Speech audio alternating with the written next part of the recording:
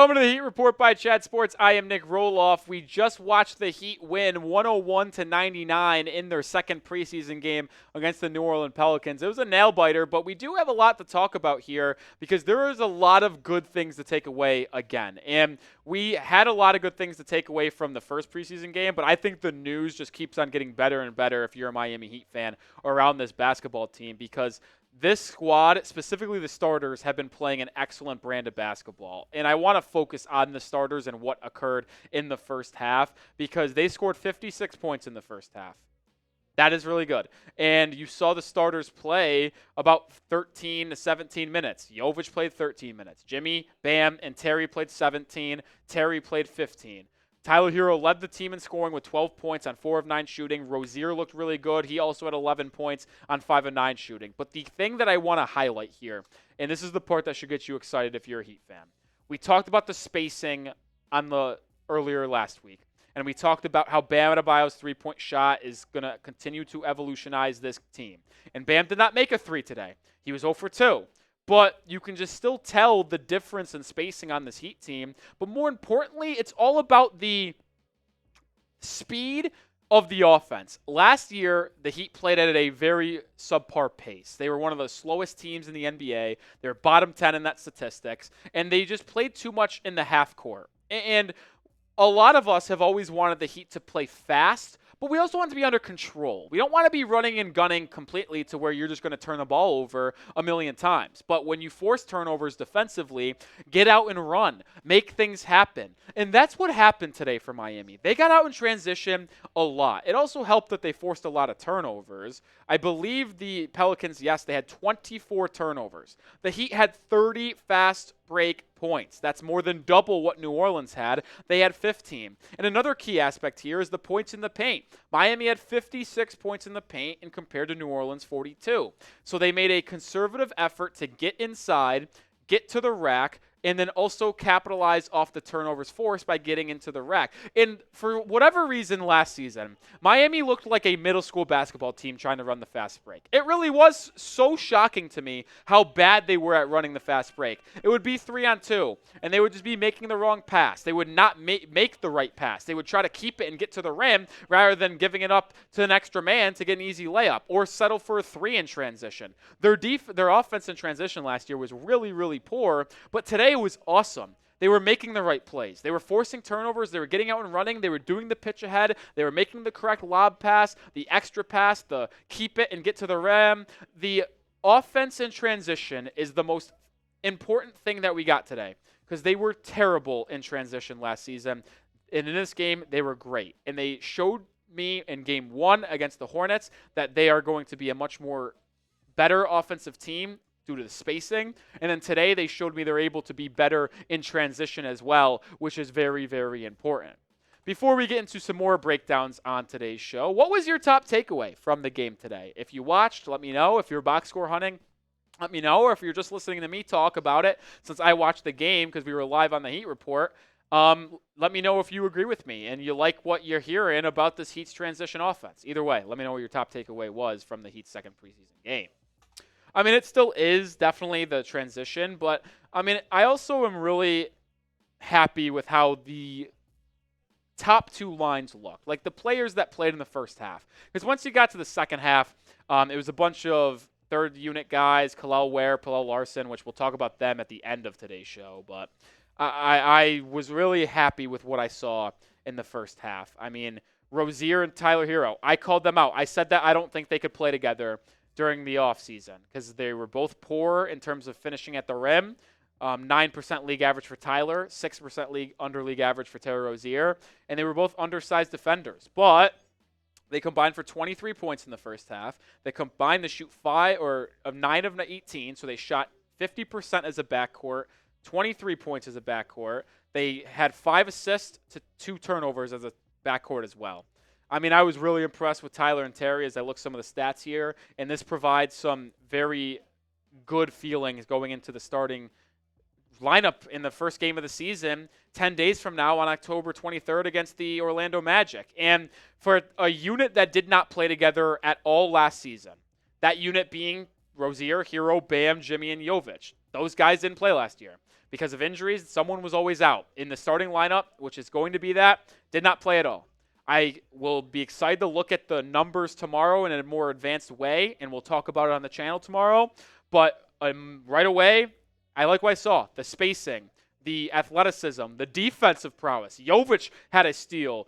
Tyler Herro had 2 steals. They were active defensively. They were, like I mentioned, getting out in transition. It was impressive to see. And I don't know who's going to close games for Miami, but I do know who's going to start them. And I am very confident in the starting lineup Miami's going to be rolling out. Going to talk about PrizePicks here in just a second, but we are going to talk about the bench and Kelle Wear in just a second as well, and Jaime Jaquez Jr., so stay around for that. But we are sponsored by PrizePicks, the #1 daily fantasy sports platform in North America, and you can win up to 100 times your money on PrizePicks with as little as 4 correct picks. Customize the way you play. Demons, goblins. You can do whatever you want. Sign up today and get $50 instantly when you play $5. You don't even need to win to receive the $50 bonus. It's guaranteed. Think Justin Jefferson get more than 83.5 yards? You think Victor Wembanyama more than 2 blocks? Cook up hot takes with friends during the basketball season, and you can win money with your crew when you run your game on PrizePicks. I made an entry for the preseason game, and it did not go so well. This is what my entry was. I went 1 of 3. Got the less on Zion Williamson correct, the more on Bam and DeJounte Murray, not so much. But I am still going to play PrizePicks on a daily basis because I absolutely love them. Download the app and use code CLNS to get $50 instantly after you play your first $5 lineup. One more time. Download the app, create an account, and use code CLNS to get $50 instantly after you play your first $5 lineup. PrizePicks, run your game. That link is in the description and comments of today's video. Appreciate PrizePicks for sponsoring today's episode. We are big fans of PrizePicks here at the Heat Report. All right, let's get back to talking about this game. I want to shift the conversation to the bench and what I saw, because Jaime Jaquez Jr. got his first playing time. And also, just think, there's great news, by the way, that Jaime and Tyler Herro both played. They missed the first preseason game with a groin injury last Tuesday. They play today. It's very obvious they're going to be ready with no limitations for game 1 against the Orlando Magic in 10 days, assuming a new injury doesn't pop up. So that's good to see. And talking on Jaime Jaquez Jr., he had 6 points on 3 of 6 shooting, 3 assists, 3 boards, 1 steal. And there's 2 things that I want to mention with Jaime. The one being his playmaking. He was trusted by Erik Spoelstra to have the ball in his hands more. Even with Drew Smith in the lineup, who is your natural point guard with that second group, which was Jaime, Kevin Love, Haywood, Duncan, and Drew. Drew Smith was that guy. But Jaquez was entrusted to initiate most of the offense, which he will be doing a lot this season when he's leading a second unit. Now, it's unlikely that that unit will play together in full. You'll probably have one of Tyler, Terry, Jimmy, or Bam out there, but Jaime is capable of doing that. That was impressive thing number 1 from Triple J, and something that we wanted to see him grow on this offseason, and I think he's done that. Number 2, his defense. Jaime Jaquez Jr., when he was in the floor, was chasing around CJ McCollum. And I think this is massive for Miami because the Heat lost Caleb Martin and DeLon Wright this offseason. And those 2, even though DeLon Wright didn't play that much, Caleb did. And those 2 were 2 of your top guys off the bench defensively. And honestly, 2 of your top guys defensively when you incorporate the starting lineup as well. When you lose those 2 guys, someone has to improve their defense off the bench. We know Haywood Highsmith is that guy. But if Triple J is able to improve his defense and be a good on-ball threat defensively, that takes this defense to a different level. And I think he did an excellent job making CJ McCollum feel uncomfortable. I know it's just the preseason game, but CJ shot 4 of 11. He struggled, 2 of 8 from 3. He only finished with 10 points and was the worst player on the Pelicans in terms of plus-minus with minus 14. I was impressed with what I saw from Jaime Jaquez Jr. defensively, and I think that is the part that intrigues me the most is because we know his offense is going to take leaps with his three-point shot and with his ability to get to the rack and get to the free throw line. But if his defense takes a step up, that's where it's going to be really interesting for Triple J.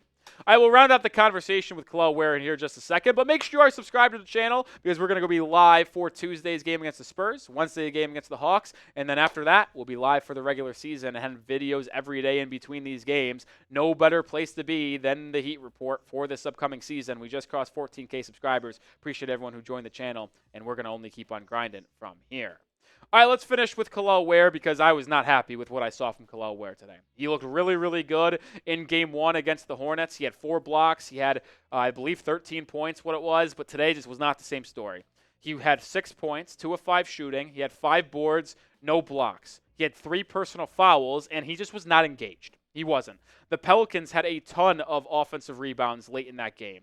And you can, in the second half, look at both Thomas Bryant and Kelle Wear for allowing a lot of those to happen. Not boxing out, not being aggressive and energetic enough on the defensive glass. Sure, he had 5 boards in 14 minutes, but it should have been a lot more. And the Pelicans should not have been able to climb back into this basketball game the way they were able to. And I know it's just the preseason, but he didn't give you the effort he deserves. And as a first-round pick, someone who is right now not entering ball games until after Thomas Bryant, Kevin Love, and Bam Adebayo, you should be giving 100% at all times to prove to this coaching staff that you should be higher up in the depth chart, higher up in the rotation, and getting meaningful minutes when the regular season gets underway. And I just thought he was lazy today. I thought he was lazy. And he needs to improve on his decision-making, when to jump, and his patience, when to try to block a shot, when to just stay vertical and keep his hands up. There's a lot for him to work on. But the thing that I was most disappointed with was his effort. I don't think it was good. I tweeted about it a couple times. I was disappointed in it. And I need Kelle Wear to be better moving forward. That's for pretty dang sure. And if you want more Miami Heat content in between our videos here at the Heat Report, guess what?